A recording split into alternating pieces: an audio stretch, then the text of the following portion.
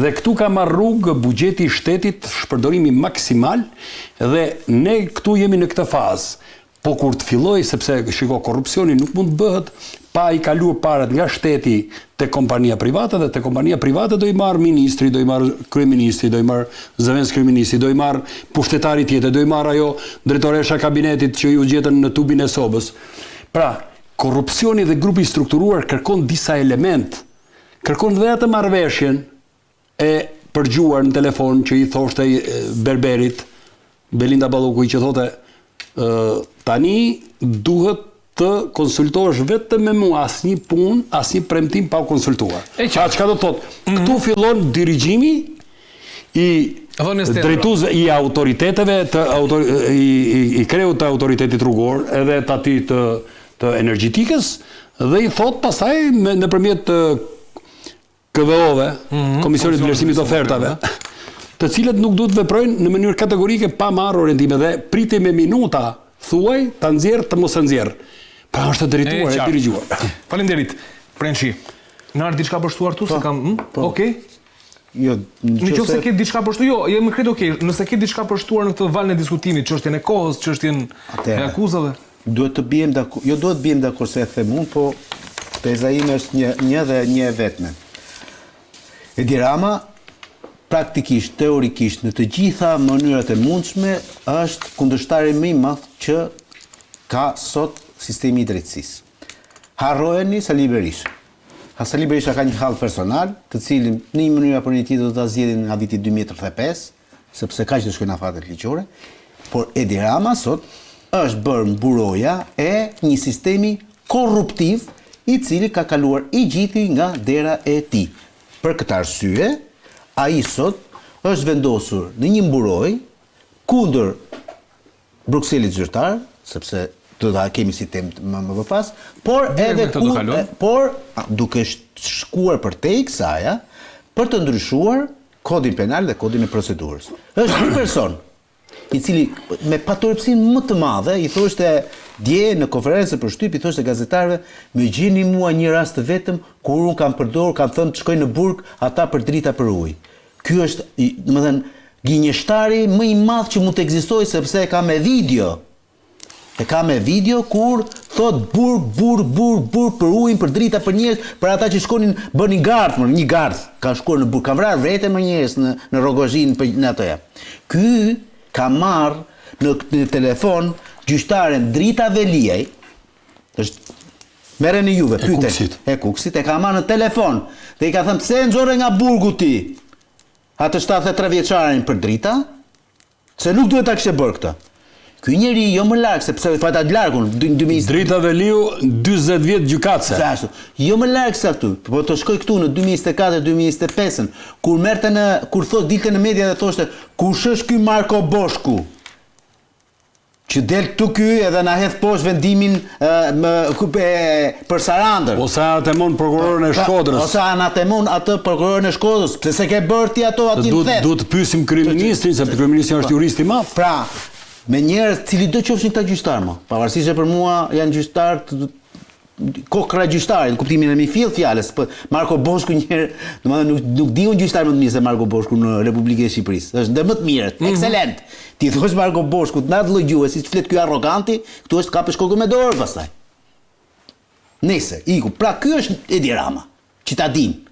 Ta din shqiptar, nëse unë e di, shprenë që e di dhe ti besoj se si janë veri më original, si janë veri, merr pushkaton. Çfarë ka ndodhur me këtë vendimin e parlamentit? Ka ndodhur që Edi Rama ka vendosur një precedent të frikshëm. Që është mbrojtja e secilit deputet i cili bëri të pamundur për të bërë deputet nga Partia Socialiste, sepse duke pasur deputet llakun ka imunitetin e të mos shkuarit direkte në burg, sepse aty ka një sër që janë nën hetim nga Spaku. Malinda Bufi, Cenoklosi, është çmenduri Cenoklosi. Është Pirovëngu për portin e Durrësit edhe për portin e Sarandës, Limionit që ja ka falur. Ke këtë Tërmet Peçin. Pra, njerëz të cilët i kanë trokitur deri Spaku tani, po të flas. Sot janë deputet. Tani me këtë gjë që ka bërë Edi Rama, Nuk ka, domethënë, në momentin kur ti mbron Belinda Ballukun me një vepër penale kaq të madhe, këta i mbron më, se këta nuk kanë veprat e penale që ka pasur edhe ka Belinda Balluku. Mirë, krijohet precedenti me rastin Balluku dhe automatikisht janë të mbrojtur. Po, kjo, aty e mbyll gjithë çakun, që të kuptojmë domethënë. Dhe këtu nuk bëhet më. Nardi, ta bëjmë debat, lutem shumë. Po. Spaku është mirë në disa raste, unë edhe për Spakun, edhe për organet e hetimit në jurisdiksionit përgjithshëm, pavarësisht se është o proceduar në këtë formë. Dhe kryeministri ka përdorur atë telin e çiftelisë që nuk ka akuzë për korrupsion, ka vetëm shkelet barazisë në tendra. A do rish një sekondë? Le t'i çojë një 3 deputet tjerë Spaku. Dhe ta provojmë. Atë. Rama, kur të shkojnë për korrupsion, a do vaheq? Pa kryoj precedentin. Ne kesh. Do ta kryoj po. Princi thot, ti s'ka problem ti bëj pjesën tënde dhe le do vjen gjashtë në atia. O princ, unë nuk e them për ty se ne dy e dimë e kuptojmë njëri tjetrin, po për ata që na shohin. Nuk do kishte shqiptar në Republikën e Shqipërisë këtu dhe jashtë që të kishte 1/10 e akuzave që ka Belinda Balluku. Ma besoni profesionalisht, absolutisht po. Sot do ishte në burg, me mas sigurimi shtrënguese arrest me burg. Kjo ish po bën kryeministri. 1/10, jo ato që ka. Po, kryeministri i Shqipërisë nuk mund të investohet një lloj si për Belinda Ballukun, si për Agron Malën, si për Tërmet Peçin. Po krijon precedentin dhe në përmjet po. Ama për ta provuar që ky precedenti do të jetë vazhd edhe për të tjerët, Spaku do ta çojë me akuzë. Po shemsi, nuk i kisha aty. Më shumë kam tek ideja, domethënë që njerëzit, nëse ka akoma njerëz që na shohin në televizion dhe besojnë që Belinda Balluku nuk është njeri i korruptuar, nuk është një person që ka abuzuar. Ne shohim pafundësisht në ardhmë, kështu që. Atëherë nëse unë po a them si avokat që kam 20 vite në këtë profesion, në rast se do ta kisha unë 1/10 e akuzave të kësaj zonjës, unë sot do isha me mas sigurimi arrest në burg. Dhe kjo gjë për ta kuptuar të gjithë, se halli që ka sot Edi Rama nuk është çështja thjesht Belinda Balluku, është halli i tij jamër, sepse Belinda Balluku ka 6 vjet që e firmon çdo gjë për Edi Rama. Ky është problemi aty, nuk është problemi. Nardin, burgjet shqiptare kanë mbi 800 burgosur për vepra penale që është nxjerr tani sa dush, se këtu është të kapësh kokën. Ai është kryetari i gjykatës lartë, e kupton. Kështu që ai ka nxjerrë një vendim, ka propozuar një vendim për që janë të kujdesshëm që sa dushi ka nxjerrë një vendim pasi ja ka kërkuar ky kryeministri. Sepse sa dushi ambron qytetarët. Do ta shohim atë mopet. Jo, qytetarët i mbron, po ambron dhe politikanët. Tani pyetja ime është, në rastin ku do dalin ky vendimi unifikues i kolegjeve të bashkuara të gjykatës së lartë, do dalin nga burgu Erion Veliej? Do dalin nga burgu Ilir Beqaj? Do dalin nga burgu Ilir Meta? Do dalin nga burgu të gjithë? Do dalin nga burg, sigurisht. Dalin, pra, ma shpjego pak, çfarë bën ky vendimi që dalin, shkurtimisht. Ky sa dushi djeu po kryetari i gjykatës. Edhe vetëm, po ka qenë kryetari KE-s më vjet. Po pse nuk u shqetësuar për drejtat e njeriut përpara? Vonë se sa kurrë? Ja, bravo, ti do ecësh. Më dëgjoj tani. Unë do ecën ti je i bindur ti po. Mirë, po çoj mua një tani. Më dëgjoj. Si bëhet ti? Ligji penal ka fuqi pra përvepruese, pozitiviste. Në gjithë botën është kështu, nuk e shpikëm ne. Përfiton dhe i dënuari që është aktualisht në burg. Po sigurisht, përfiton ai i dënuari që është në burg. Për atë bëhet, që ai të përfitojë, nuk bëhet dhe një herë tjetër. Kodi penal dhe kodi procedurës penale bëhet për të dënuarin, nuk bëhet për ofiçarin. Nuk bëhet për t'i thënë ofiçarit, për t'ia lehtësuar punën prokurorit apo gjyqtarit. Bëhet për t'i lehtësuar penalitetin atij që ka bërë një fajmër. Sepse kodi penal në vetvete ka frymën pozitiviste mishëruse, nuk është kodi penal dru, vra. Për ta mbrojtur, për ta mbrojtur jetën sociale. Po, fiks. Dhe prandaj ka dhe trajta riedukimi. Në rastin konkret ti do ta bësh, do ta nxjerrin ky vendimi unifikues shumë shpejt dhe këta avokatët me të drejtë të zotit Veliej, të zotit Ilir Beqaj, të zonjës Belinda Balluku dhe të gjithë këtyre zotrinjve të tjerë që sot janë në shputën e Spakut, do shkojnë dhe do bëjnë kërkesë në gjykatë. Referuar vendimit unifikues datë kaq, neve nuk mund të rrim më në këtë mas sigurimi personal. Po si pra, këtë dua, si arsyetuar, ka arsyetuar gjykata, thot. Nuk është i rrezikshëm, nuk është. Po nuk ka lidhje më, të thot këtu, vendimi thot kështu. Ti tani si subjekti i i asaj vepre penale, si subjekti i saj, në bazë të këtij vendimi unifikues ti përfiton. Dhe unë po të them që në qershor këta do dalin të gjithë. Automatikisht, po do dalin, ata do hetohen, do shkojnë në gjykatë, por nuk do jenë burg. Nuk jenë burg. Pra, të gjithë do shkojnë do bëjnë pushime vëlla, do rreken diell. Prençi dalin Prençi. Si mendon? Nart faleminderit. Shiko. Ta bëj për diskutim, unë kuptova shpjegimin tënd se shpjegove. Në perceptimin juridik duhet kemi parasysh. Ose më saktë, do duhet të dalin këta. Të lutem. Në perceptimin juridik ne njëherë nuk kemi këtu që duam të fusim njerëzit në burg. Njeriu që ka udhëhequr një propagandë politike me program, ka qenë Edi Rama për të burgosur njerëzit për vepra penale të papërfillshme dhe të padëmshme për shoqërinë. Sepse dakord një person ka lidhur energjinë elektrike në mënyrë të paligjshme, nuk ke pse ta fusësh në burg, veja 5 fish ta paguaj, edhe hiqi dritat, ose masi ta paguaj 5 fish, lidhja dritat me sahat që mos të vjedhi ma energji elektrike. Të njëjtën gjë edhe për ujin. Ju kujtohet ju kur sapo ishte komunikuar akuza Belinda Ballukut, ajo zbriti në Vlorë, takoi punojësit e OSHE-s dhe të ujësjellësit të Vlorës dhe nga që e kishte dëgjuar në SPAK shprehjen grupi strukturuar kriminal, ju tha punojësve, ju keni vepruar mos si grupi strukturuar kriminal. Pra, është shumë e rëndësishme kjo për ta dëgjuar opinioni publik.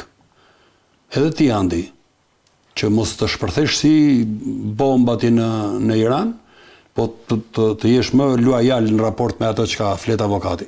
Sepse pas ka të drejtë zëvendës kryeministri ti thot punojësve, 500 punojësve, të ujësjellësit dhe të OSHE-s, grupi strukturuar kriminal, që zëvendës kryeministri dhe ministri energjisë dhe infrastrukturës nuk është prokuror të ngrej akuza edhe ti thot punojësve jeni grupi strukturuar kriminal.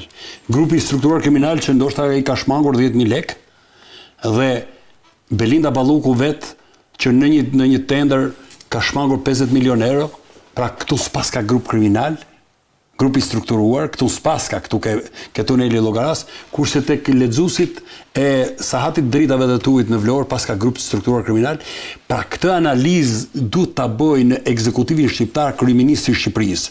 Arroganca dhe prepotenca e ministrave në raport me qytetarët e thjeshtë dhe punojësit e thjeshtë të administratës publike apo të administratës bashkisëve apo me ndërmarrjeve të ndryshme,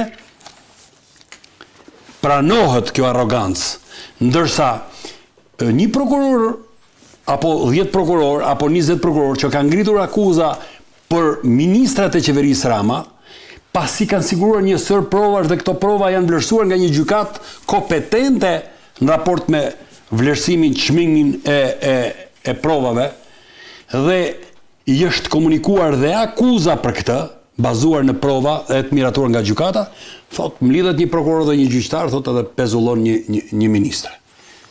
Pra, a kemi një standard në një shtet demokratik si Shqipëria? Mos ka ardhur momenti për të vendosur standardin Prençi, se nga ç'po kuptoj unë standardi kërkohet një trajtësimi i standardeve për gjithë. Standardi nuk vendosur, nuk duhet vendosur vetëm kur ka hallin ministri. Standardi në konceptin juridik shteti është instrument që duhet t'i shërbej dvobektit, duhet t'i shërbej popullit. Se hajduti dhe kriminali i shërben vete, se para ka, makina ka, ministri i ka të gjitha, kryeministri i ka të gjitha.